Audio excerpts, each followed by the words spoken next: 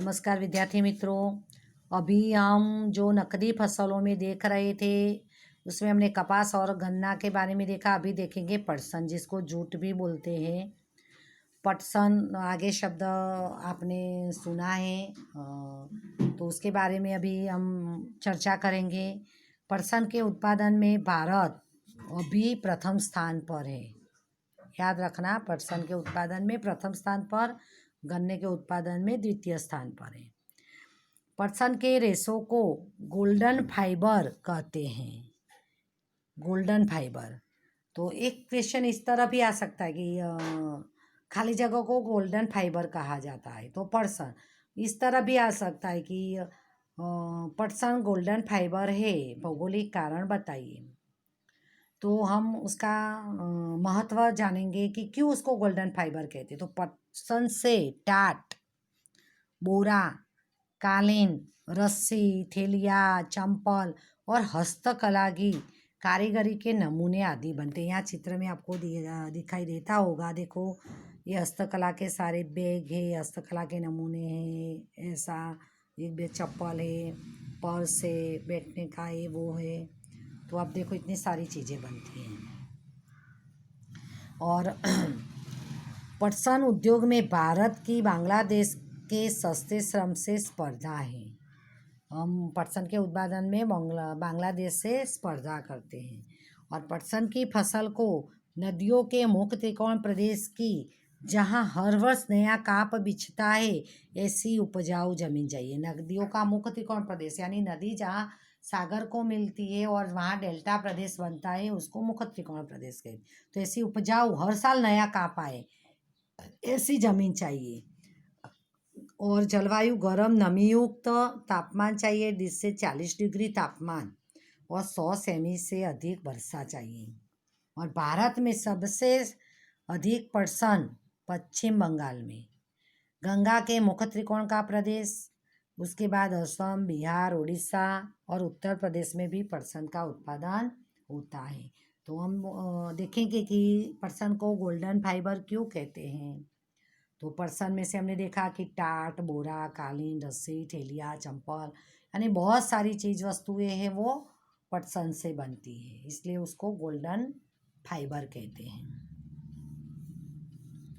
अभी हम देखेंगे, और ऐसा भी क्वेश्चन है कि पश्चिम बंगाल में ही उसका उत्पादन क्यों होता है। वो 9th में आपको ये उसके बारे में पढ़ गए। तो उसको ज़्यादा पानी चाहिए, तो पश्चिम बंगाल में वो हुगली नदी है, इसके लिए उनको पानी मिल जाता है। सस्ता श्रम, मजदूर चाहिए तो वो भी मिल जाते हैं। बेचने के लिए बाजार मिलता है, वाहन व्यवहार की सुविधा मिलती है, तो इसके लिए उसका उत्पादन अधिक होता है। कोई भी चीज़ का उत्पादन, तो ये चीज़ें ही बतानी है हमें उसमें, कि उसके लिए मानव श्रम, बाजार, बाद में वाहन व्यवहार की सुविधा है, कच्चा माल बाजू में से ही मिल जाता है। तो ये सभी में इसी प्रकार का ही आता है। तो इस तरह ही आपको उसी में बताना है, कोई भी फसल हो उसके लिए। बाद में तंबाकू। तो तंबाकू भी खरीफ फसल है, यानी वो बारिश के मौसम में ली जाती है। और तंबाकू की फसल के लिए रेतीली दोमट मिट्टी की ज़मीन चाहिए, 20 डिग्री का तापमान और 100 सेमी से अधिक बारिश चाहिए। तंबाकू की फसल के लिए जलवायु की अपेक्षा जमीन अधिक निर्णय। जलवायु तो कैसे भी चले, पर जमीन अच्छी, रेतीली दोमट मिट्टी की उपजाऊ होनी चाहिए। तो अभी उसका उत्पादन हम देखें, विश्व के देशों में चीन, ब्राज़ील, भारत एवं अमेरिका विश्व के तंबाकू उत्पादन और निर्यात करने वाले देश है। और भारत में भी तंबाकू सबसे अधिक गुजरात, आंध्र प्रदेश, उत्तर प्रदेश, कर्नाटक तंबाकू उत्पादन करने वाले राज्य हैं। गुजरात में भी खेड़ा और आणंद जिले में चरोतर के प्रदेश के अलावा आणंद, मेहसाणा, वडोदरा, पंचमहाल के अधिक बुवाई होती है। गुजरात में कुल बीड़ी तंबाकू का उत्पादन 80% गुजरात में होता है। देखो, तो बाद में लोग व्यसनी ही बन जाएंगे ना। तंबाकू का उपयोग गुटखा, बीड़ी, सिगरेट, सूंघनी आदि बनाने में होता है, और जो हमारे स्वास्थ्य के लिए हानिकारक है। तंबाकू गुटखा पर प्रतिबंध प्रतिबंध भी है, और प्रतिबंध रखने वाला प्रथम राज्य सिक्किम है, याद रखना। और हर एक राज्य में प्रतिबंध है, फिर भी लोग उसको पीते हैं और खाते हैं। पर आप लोग तो समझदार हैं, कभी उसको ना हाथ लगाओगे, क्योंकि उससे परिवार वाले भी कितने परेशान होते हैं और खुद भी कितने परेशान होते हैं और पायमाल हो जाते हैं। तो अभी हम देखेंगे नकदी फसल में रबर के बारे में।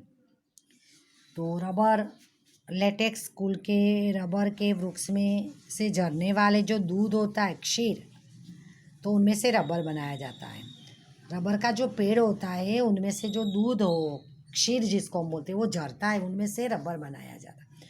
और रबर को बागानों में से एकत्र किए गए दूध में से एसिटिक एसिड मिलाकर धीमी आंच पर गर्म करके रबर बनाया जाता है। ये दूध को इकट्ठा करते, बाद में एसिटिक एसिड मिलाते, बाद में धीमे आंच पर गर्म करते, बाद में बनाया, जिसका उपयोग ट्यूब, टायर, अनेक औद्योगिक उत्पादनों में होता है। उसको नमी वाली जलवायु चाहिए, अधिक बारिश वाले प्रदेश चाहिए। रबर की बागानी कृषि की जाती है। विश्व में रबर के उत्पादन में मलेशिया प्रथम स्थान पर है, और भारत का मुख्य उत्पादक देशों में समावेश होता है। और भारत में सर्वाधिक केरल, तमिलनाडु, कर्नाटक, असम, त्रिपुरा में रबर का उत्पादन होता है। अभी आपको ये सारी जो फसल है, तो आप उस तरह बना सकते हैं कि पहले तो देशों में भारत प्रथम स्थान पर कौन से फसल में, द्वितीय स्थान पर कौन सी फसल में, तो आपको याद करने में आसानी होगी। और राज्यों में भी फसल में प्रथम स्थान पर, द्वितीय स्थान पर कौन से राज्य हैं, तो इस तरह का आप चार्ट बना लोगे तो याद करने में आसानी हो जाएगी। अभी हम देखेंगे औषधीय एवं मसाला फसलें।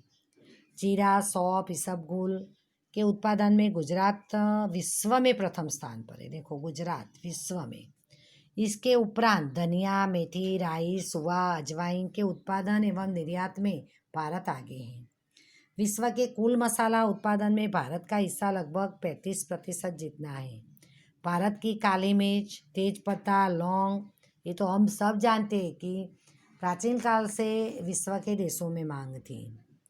और गुजरात में अश्वगंधा, तुलसी, करियाता, मिंडी, आवल, सफ़ेद मूसली, मधुनासिनी, अशोक गरमल, लिंडी पिंपर, गिलोय, कुंवरपाठा आदि औषधीय फसलें एवं सुगंधित फसलों में पुदीना, मेथोल, पामरोमा, रोजा, लेमन ग्रास का समावेश किया जाता है।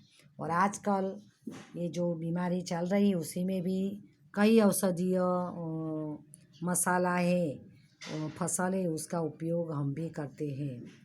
जैसे कि काली मिर्च, तेज पत्ता है, लौंग है, गिलोय है, तुलसी है, तो ये सब का उपयोग आज हम लोग भी कर रहे हैं।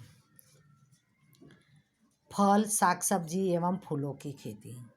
विश्व में भारत फलों के उत्पादन में के बाद द्वितीय स्थान पर पे है। तो इस तरह आप चार्ट बना लो, प्रथम स्थान पर, बाद में फसल का नाम लिख दो, द्वितीय स्थान पर फसलों के नाम लिख दो, तो याद करने में आसानी हो जाएगी।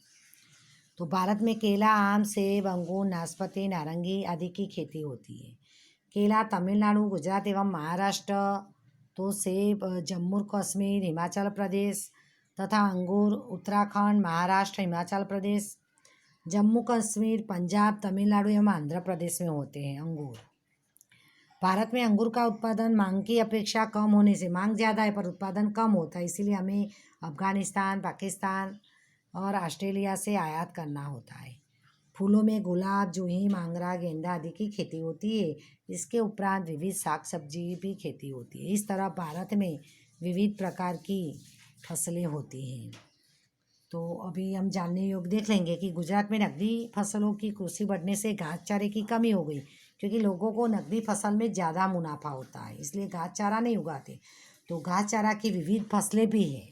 देखो, घास चारा अपने आप उगाता था तो वो पशुओं को खिलाते थे, लेकिन नकदी फसलों के कारण अभी एकदम तुरंत और बड़ा घास चारा पशुओं को मिले तो उसकी कई जाते हैं, जैसे कि धरप, गुजरात धरप एक, अंजन, पुला येलो अंजन, मार्वेल, घास है, शनियार तथा झिंझवा, धामण, हेमेटा एवं कलाटोरिया जैसे घास चारे की फसलें बोई जाती है और जो पशुओं को खिलाई जाती है, और उसकी कटाई अक्टूबर महीने में अर्थात बुवाई के 4 महीने के बाद करनी चाहिए, कोई भी घास चारा। तो इतने हमने सारी फसलों के बारे में देख लिया। अभी उसके बड़े प्रश्न के रूप में आपको याद भी करना है और एक्स्ट्रा एमसीक्यूज भी बनाना है। और एक्स्ट्रा एमसीक्यूज वीडियो देखने के बाद प्रीति और कविता के अलावा कोई भी नहीं भेजता है। बाकी लोगों को नहीं पढ़ना है, याद करना है क्या?